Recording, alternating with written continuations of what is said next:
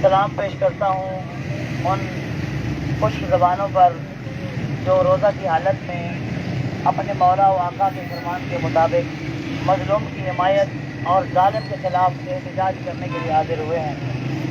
चंद मिनटों में मुख्तसर सी गुजारिश करनी है।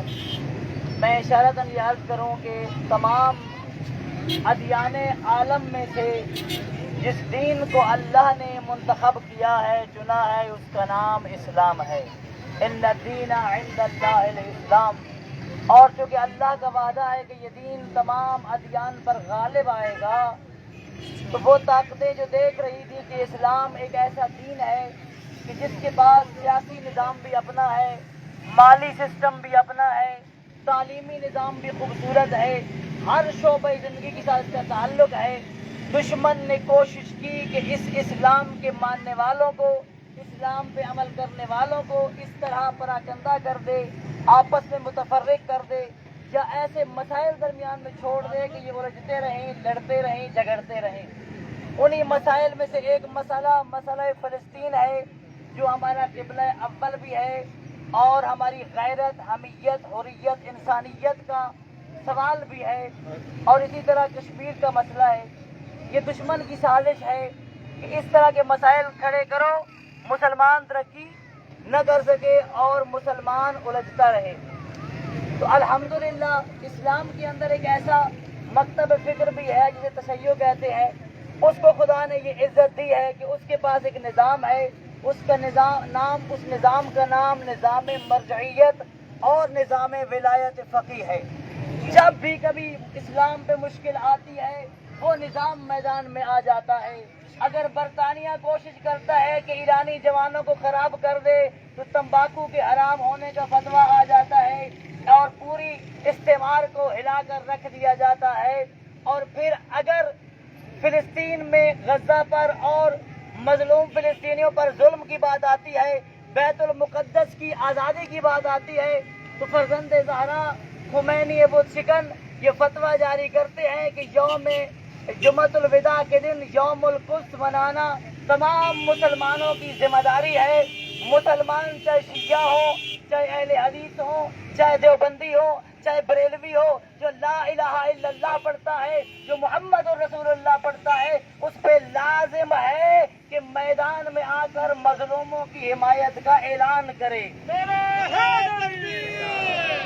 परवरदिगार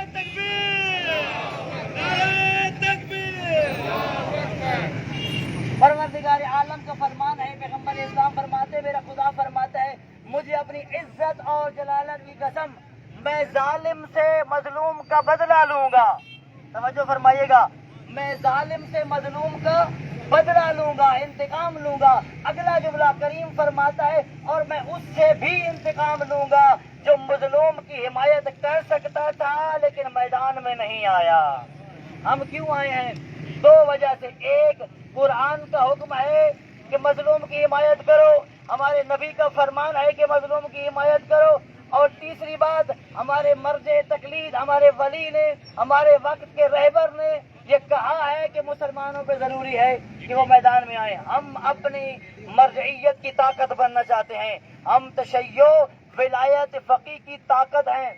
अजीज़ान मन, अगर दुश्मन चाहे कि फदुख्तरे ज़हरा के हरम को पामाल कर दे, बेहुरमती करे, वहाँ भी मर्ज़े तकलीद मैदान में आते हैं। कभी खामनाई मैदान में आते हैं, कभी सिस्तानी। मुझे फ़ख्र है मैं ऐसे ज़माने में पैदा हुआ कि जिस ज़माने में खुमैनी मौजूद था, जिस ज़माने में खामनाई मौजूद है, जिस ज़माने में सिस्तानी जैसा गैरतमंद मुजतहिद मौजूद है। मैं उनका पैरोकार, मेरे ऊपर वाजिब है अपने मराजे और अपने वली फ़क़ी की ज़ुबान पर लब्बैक कहते हुए मैदान में आऊं और मज़लूमों जिंदा है खुमैनी, जिंदा है, जिंदा है खुमैनी, जिंदा है, रैपर की शक्ल में जिंदा है, रैपर की शक्ल में जिंदा है, आगा की शक्ल में जिंदा है। अज़ीज़ान मन, मैं नहीं कहता कि हमारी ये रैली आज निकालने से इसराइल नाबूद हो जाएगा।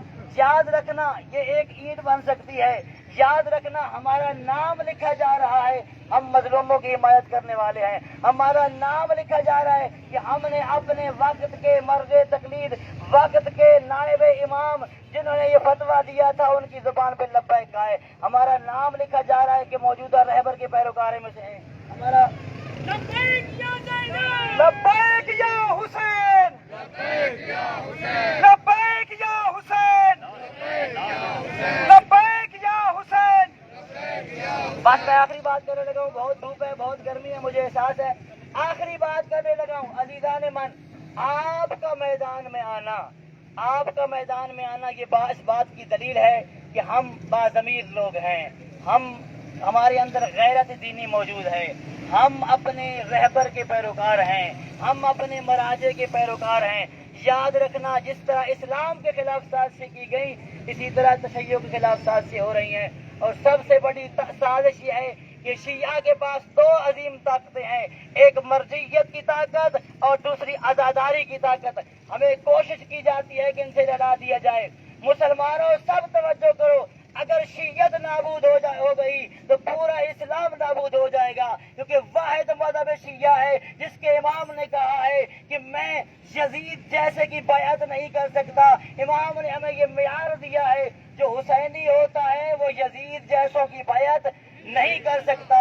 واحد مکتبہ فکر ہے جو ہمیشہ یزیدیت کے خلاف برسر پیکار رہا ہے اور انشاءاللہ رہے گا. وصلی اللہ علی محمد و آلہ المعصومین.